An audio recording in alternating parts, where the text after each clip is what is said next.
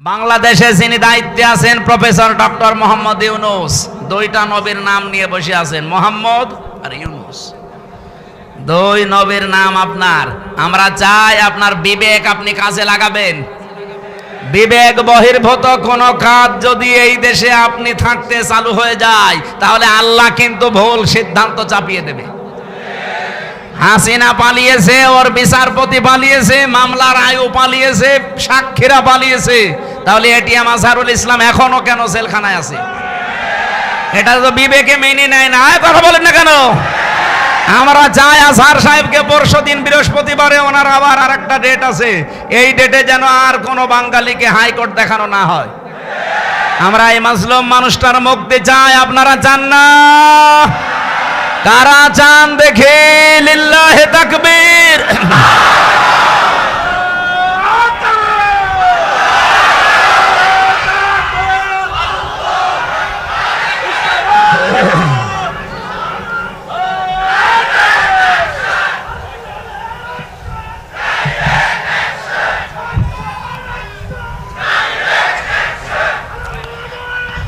আলহামদুলিল্লাহ ভাই।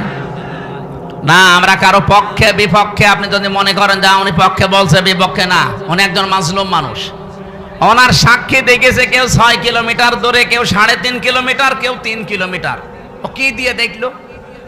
আর এই বানোয়াট একটা বিষয়ের উপরে ওনাকে আপনি এতদিন 13 বছর রেখেছেন, এই তো একটা জুলুম। কথা বলেন না কেন? এরপরে যদি আবার জুলুম করা হয়, লোকটা নড়তে পারে না। আমি তো 3 বছর ছিলাম তার পাশে। ফাঁসির কন্ডেম সেলের ভেতরে এই একটা মানুষের খায়েশ পূরণ করার জন্য তাদের উপর অত্যাচার আমার উপরও করেছে 3 বছর। আমার মনে হয় এতদিনও যদি টিকে থাকতো, তো এতদিনও আমরা বাইরের জগৎ দেখতে পারতাম না, এতদিনও ওই মামার বাড়ি থাকা লাগবে। এই জন্য যাদেরকে বের করে দিয়েছে এই আগস্টের 5 তারিখের পরে কেউ যেন না থাকে।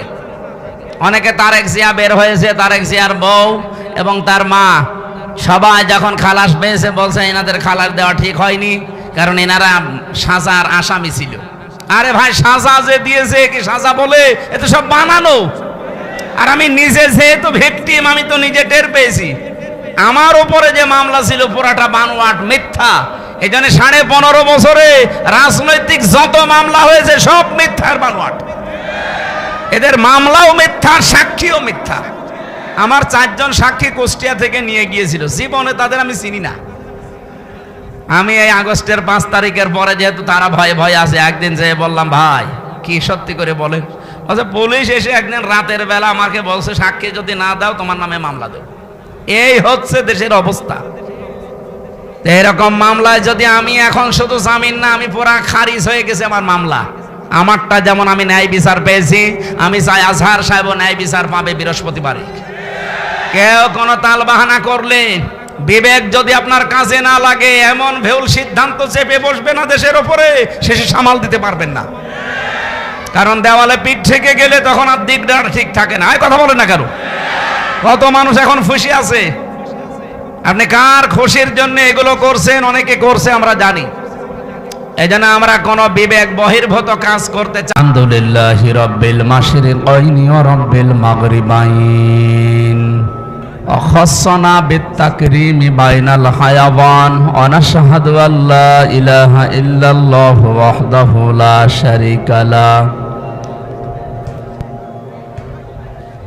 শাহাদাতাম মুওসিলাতান ইলাল জিনান ওয়া নাশহাদু আন্না মুহাম্মাদান আবদুহু ওয়া রাসূলুহুল মাবউসু ফীনা বিল হুদা ওয়া দীনিল হাক্কি লিইয়ুযহিরাহু আলাল আদিয়ান সাল্লাল্লাহু আলাইহি ওয়া আলা আলিহি ওয়া আসহাবিহিল কিরাম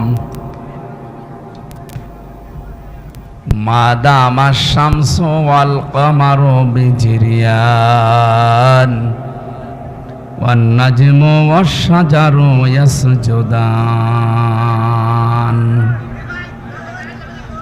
والسماء رفعها ووضع الميزان فقد قال الله تعالى في كلامه المجيد وبرهانه التوحيد জবান খুলে পড়েন আউযু বিল্লাহি মিনাশ শাইতানির রাজিম বিসমিল্লাহির রহমানির রহিম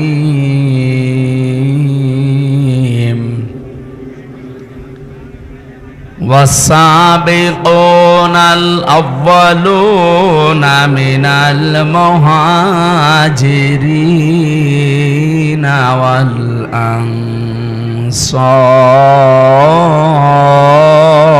والأنصار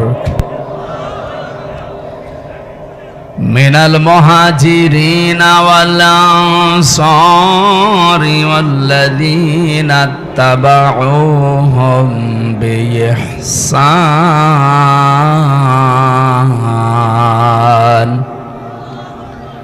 رضي الله عنهم ورضوا عنه وأعد لهم جنات تجري تحتها الأنهار وأعد لهم جنات تجري تحتها الأنهار خالدين فيها أبدا ذلك الفوز العظيم صدقت يا ربنا عن أبي هريرة رضي الله تعالى عنه قال قال النبي صلى الله عليه وسلم اتقي دعوة المظلوم فإنها ليس بينه وبين الله حجاب رواه مسلم وقال تعالى في شان حبيبي ما كان محمد أبا أحد من رجالكم ولكن رسول الله ولكن رسول الله وخاتم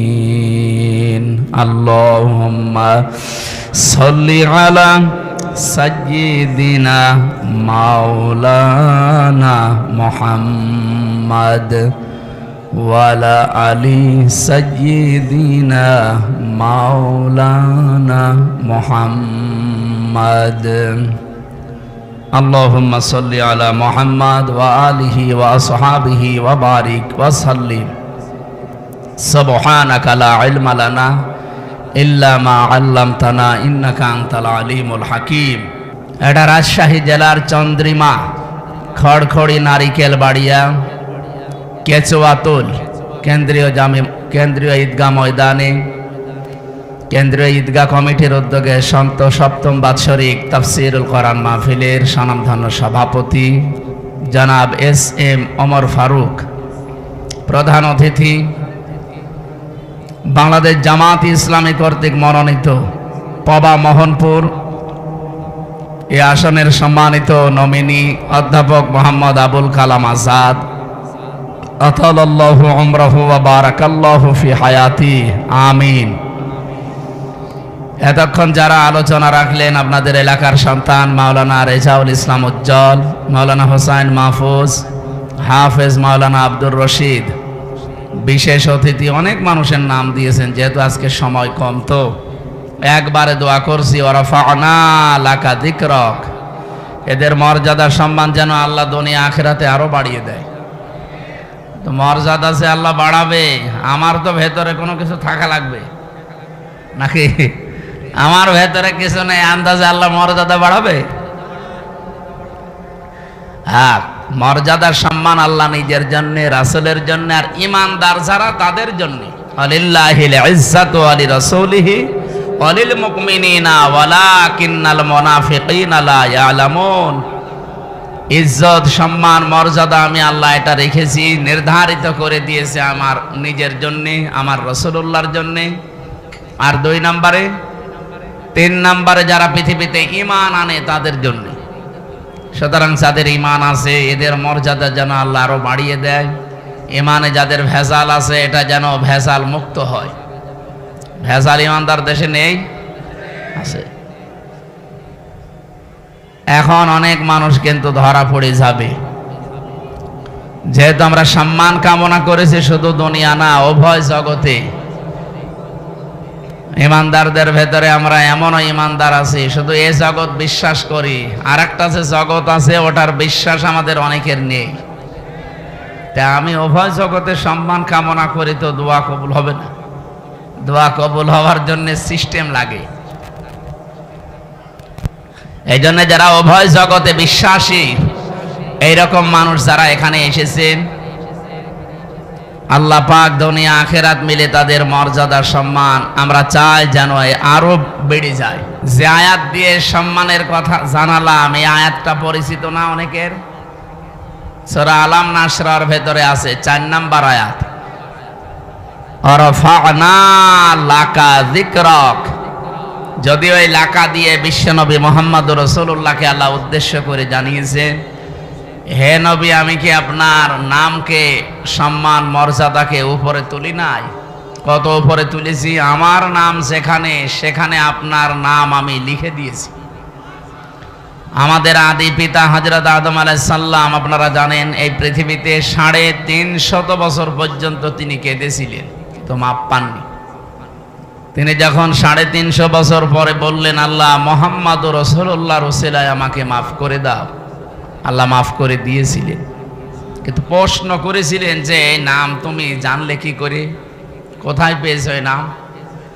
হযরত আদম বলেছিলেন, আল্লাহ যেদিন জান্নাত থেকে তুমি আমাকে বের করে দাও, আমি জান্নাত থেকে বিদায় নেওয়ার সময় জান্নাতের মেন গেটের ওপরে তোমার নামের পরে এই নামটা লেখা ছিল, আমি দেখেছিলাম, লা ইলাহা ইল্লাল্লাহু মুহাম্মাদুর রাসূলুল্লাহ। আমি মনে করলাম যে এই নামটা দামি নাম হবে, অবশ্যই তোমার নিকটবর্তী কেউ হবে, নয়তো তোমার নামের পাশে এই নামটা থাকতো না। আল্লাহ ওই দিন তার মর্যাদা জানিয়েছিলেন যে এটা তোমারই সন্তান হবে, এটা পৃথিবীর শ্রেষ্ঠ মানুষদের একজন। বাদ জাকুম মিনাল্লাহি নূরু ওয়া কিতাবুম মুবিন। এই আয়াত দিয়ে অনেক মানুষ দলিল দিতে চায় নবীজি নূরের তৈরি ছিল এই দিকে। এখান থেকে কয়েকটা শিক্ষা আমরা বের করতে পারি। বলেন তো, আল্লাহ জিজ্ঞাসা করার জবাব দিলেন কি? যে এই লোকটার ওসিলা দিয়ে যে তুমি মাপ চাইলে, এই লোকটাকে তুমি এখনো জানো না, লোকটা তোমার সন্তান, এ দুনিয়াতে তোমার পরে যাবে। কি বুঝলেন এখান থেকে? আদম আলাইহিস সালাম উনি কি জিন ছিলেন না ফেরেশতা ছিলেন? মানুষ। বলেন না কেন? আরো জোরে বলেন। আর মানুষ আল্লাহকে দিয়ে বানিয়েছে এটা আমরা সবাই জানি। কোরআনে কারিমে আল্লাহ বহুবার এ তথ্য দিয়েছেন, ইন্নী খালিকুম বাশারাম মিন তিন। অবশ্যই আমি মানুষ বানিয়েছি মাটি থেকে। সুতরাং সরাসরি আমরা আয়াত থেকে, যারা সূরা সুআদের ভেতরে পাবেন, 23 নম্বর পারা 16 নম্বর পৃষ্ঠা 5 নম্বর লাইনে আছে, 71 নম্বর আয়াত সম্ভবত। আল্লাহ তাআলা জানিয়েছেন অবশ্যই আমি, এটা শেষের অংশে আছে, আবার প্রথমে খুঁজলে পাবেন না, শেষের দিকে আছে, ইন্নী খালিকুম বাশারাম মিন তিন। অবশ্যই আমি বানিয়েছি মানুষ মিন তিন, মাটি থেকে। এখানে যেহেতু আদম আলাইহিস সালাম উদ্দেশ্য, এই জন্য পৃথিবীতে একটা মানুষকে আল্লাহ শুধু বানিয়েছেন মাটি দিয়ে, আমাদের আদি পিতা যিনি। তাছাড়া দুনিয়ায় আর কাউকে আল্লাহ সরাসরি মাটি দিয়ে বানাননি, বানিয়েছেন মাটির নির্যাস দিয়ে। আর মাটি বানিয়েছেন কমপক্ষে 10টা জিনিস দিয়ে। আপনি মাটি গবেষণা হয় যেখানে সেখানে মাটি নিয়ে যাবেন, দেখবেন 10টা জিনিস ওরা বের করে দেবে। অক্সিজেন দেবে, আয়রন দেবে, সিলিকন দেবে, এরকম অ্যালুমিনিয়াম দিবে, ম্যাগনেসিয়াম দেবে, পটাশিয়াম দেবে, এরকম 10টা জিনিস আমরা পাই। তাহলে এখান থেকে বুঝলাম পৃথিবীতে একমাত্র মাটি দিয়ে বানিয়েছে আদম নবীকে। আমাদের এই জন্যে আদি পিতা বা একেবারে প্রথম বাবার নাম জিজ্ঞাসা করলে কি বলা হয়? এ পর্যন্ত বুঝেছেন কিনা বলেন? আমাদের আদি পিতা প্রথম বাবার নাম কি? বলেন বলেন। আল্লাহ যে ওনাকে বললেন, হে আদম, যার নাম নিয়ে ক্ষমা চাইলে আমি ক্ষমা করে দিলাম, ওইটা তোমার সন্তান হবে এবং তোমার পরবর্তীতে যাবে। আমার প্রশ্ন হচ্ছে, বাবা যদি মাটির তৈরি হয়, ছেলে হবে আগুনের। কমন সেন্স কি বলে আপনার? কুল ইন্নামা আনা বাশারুম মিসলুকুম, হে নবী আপনি বলেন আমি তোমাদের মতোই মানুষ। ইউহা ইলাইয়া, পার্থক্য এতটুকু, আমার প্রতি ওহী আসে, তোমাদের প্রতি আসে না, এতটুকু আছে। কিন্তু আমার বাবা যেহেতু আদম, বাবা যদি মাটির হয়, ছেলে কোনোদিন আগুনের হয় না, তাহলে তো সিস্টেম পাল্টিয়ে যায়।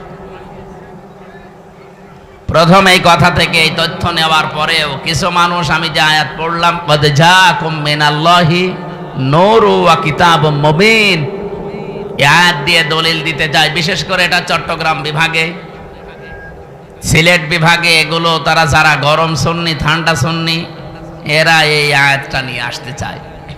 আপনি যদি একটু কোরআন শরীফ বুঝে পড়েন, চিন্তা ভাবনা নিয়ে পড়েন, তাহলে এই প্রশ্নের উত্তর কিন্তু এই আয়াতে আছে। আল্লাহ বলেন, অবশ্যই আমার পক্ষ থেকে তোমাদের কাছে এসেছে একটা নূর, স্পষ্ট কিতাব। আল্লাহ শব্দ দিলেন দুইটা, অর্থ দিলেন একটা। অবশ্যই আমার পক্ষ থেকে তোমাদের কাছে একটা কিতাব এসেছে স্পষ্ট। এটা নূর নাম দিলেন, নূর দেওয়ার পরে তিনি ব্যাখ্যা করলেন যে নূরটা হচ্ছে স্পষ্ট। এখন আমরা এখানে তাফসীর করতে গিয়ে অনেকেই হয়তো ভুল করি, অথবা জেনে শুনে কোনো দিকে ডাইভার্ট হয়ে যায়। নিজেদের বিভিন্ন জিনিসকে এর উপরে চাপিয়ে দেওয়ার জন্য বলা হয় যে এখানে নূর মানে মুহাম্মাদুর রাসূলুল্লাহ, আর কিতাবুম মুবিন মানে কোরআন শরীফ। না, এই জিনিস দুইটাই এক, তার প্রমাণ পরের আয়াতে আল্লাহ নিজে দিয়েছেন।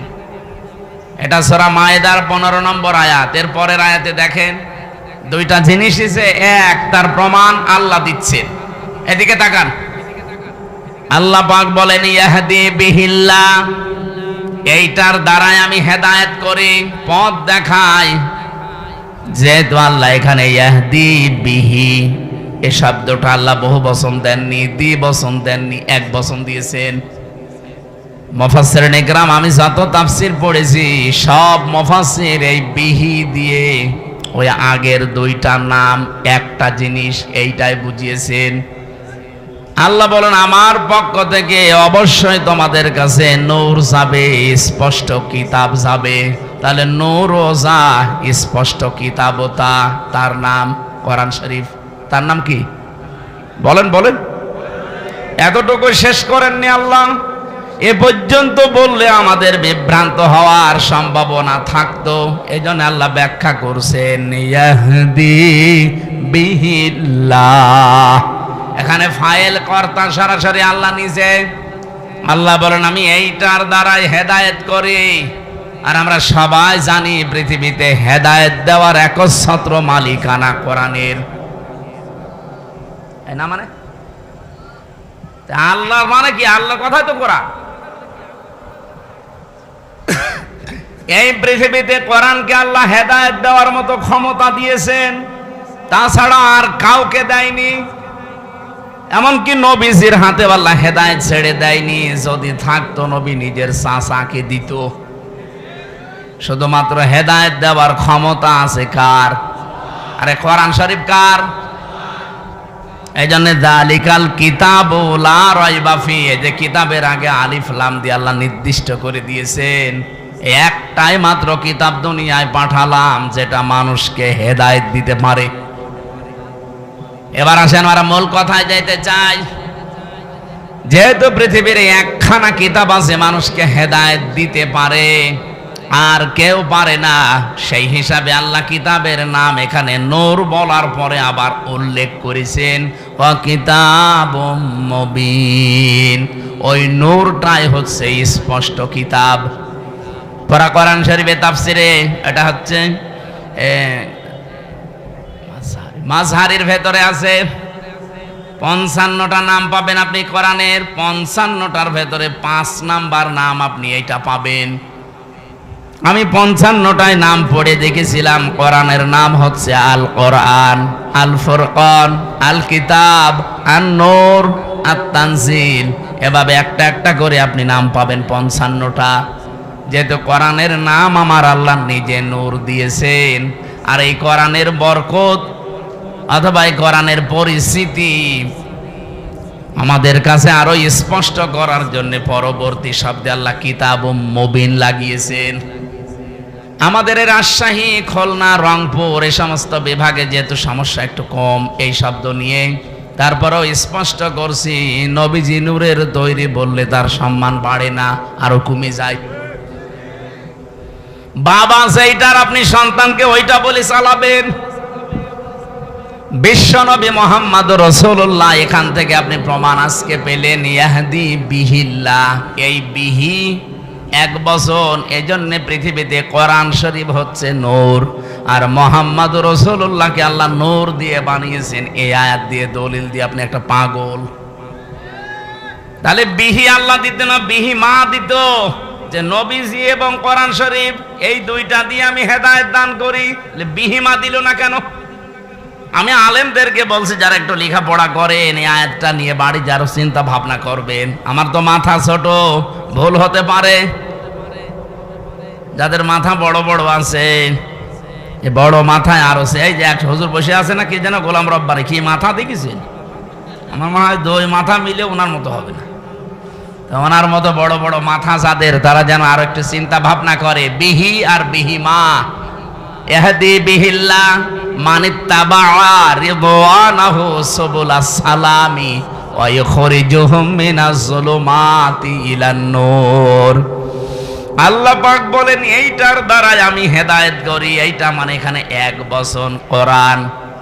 মানিত্তাবা, যে ব্যক্তি অনুসরণ করবে কোরআনকে, রিদওয়ানাহু, এবং তার সন্তুষ্টি চাইবে, তার মানে আল্লাহর। সবুলাস সালাম, সবুল বহু বচন, সালাম আল্লাহ পাক তার নিজের নামটা এখানে দিলেন। পৃথিবীতে যত শান্তির পথ আছে সব আমার আল্লাহ এই কোরআনে দিয়েছেন।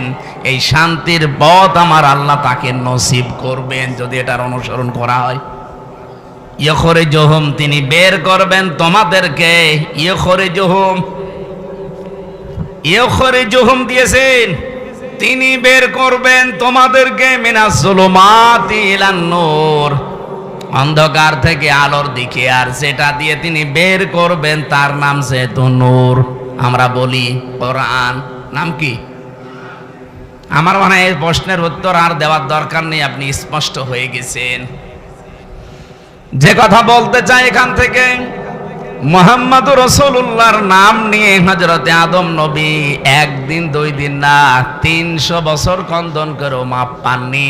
শেষে এই নামটার কারণে আল্লাহ মাফ করে দিয়েছিলেন। এই জন্য সম্মান মর্যাদা দুনিয়াতে আল্লাহ যত বেশি এই পৃথিবীতে দিয়েছেন, একেবারে সে আরশের মেন দরজা থেকে শুরু করে জান্নাতের মেন গেট থেকে শুরু করে তামাম পৃথিবীতে যেখানে আল্লাহর নাম সেখানে রসুলের নাম। কি আপনি দেখেন বাংলাদেশে প্রায় 1110 কিলোমিটার পথ, টেকনাফের একেবারে শেষ গ্রাম থেকে পঞ্চগড়ের তেতুলিয়ার ওই বাংলা বান্দা পর্যন্ত সব মিলিয়ে আপনি হিসাব করে দেখবেন 1110 কিলোমিটার। কত? 1110 কিলোমিটারের ভেতরে শুধু বাংলাদেশের এরিয়ায় আমি হিসাব করে দেখেছি কম পক্ষে 13 মিনিট 4 সেকেন্ড একাধারে আজান হয়।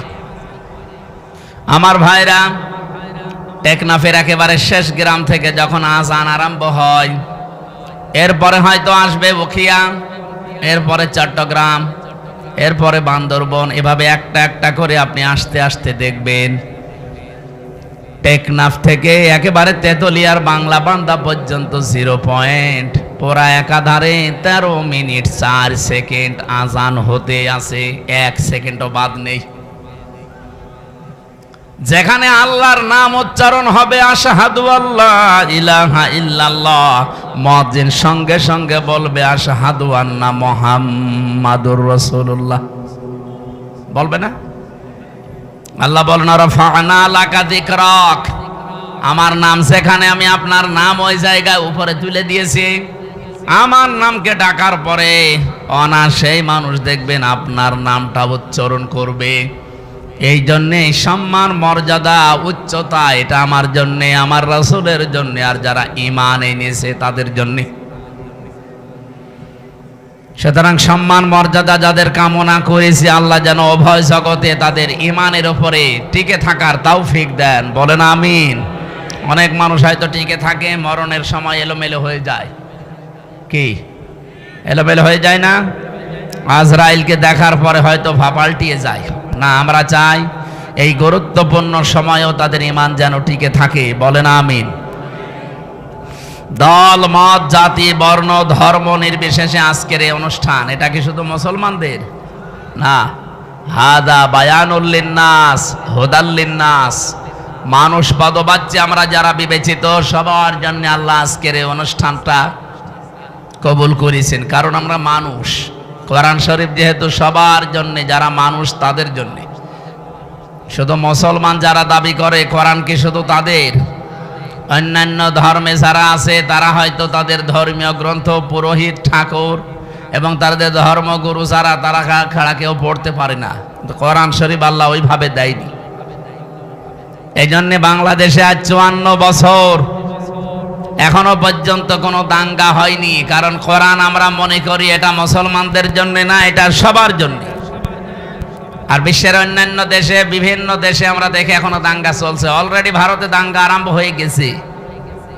কারণ ওদের যে ধর্মীয় গ্রন্থ, ওদের গুরু, ঠাকুর, পুরোহিত ছাড়া কেউ পড়তে পারে না। ওরা আমাদেরকে সবক দেয়, সারা বিশ্বের মোড়লদেরকে শোনায় যে আমাদের দেশে নাকি সাম্প্রদায়িক সম্প্রীতি নেই। এই পৃথিবীতে একটাই দেশ যেখানে রোজা আর পূজা পাশাপাশি হয়। এক কথা বলেন না কেন? আপনি ভারতে হতে পারে না, হতে পারা কি গরু জবাই করলে তাকে জবাই করে ফেলছে। এই পৃথিবীর 4-6 জন মানুষের নাম আছে নিকৃষ্ট মানুষের তালিকায়, তার ভেতরে মোদির নাম আছে। কারণ এই লোকটা পৃথিবীতে নিকৃষ্ট হওয়ার পেছনে কিছু কারণ আছে।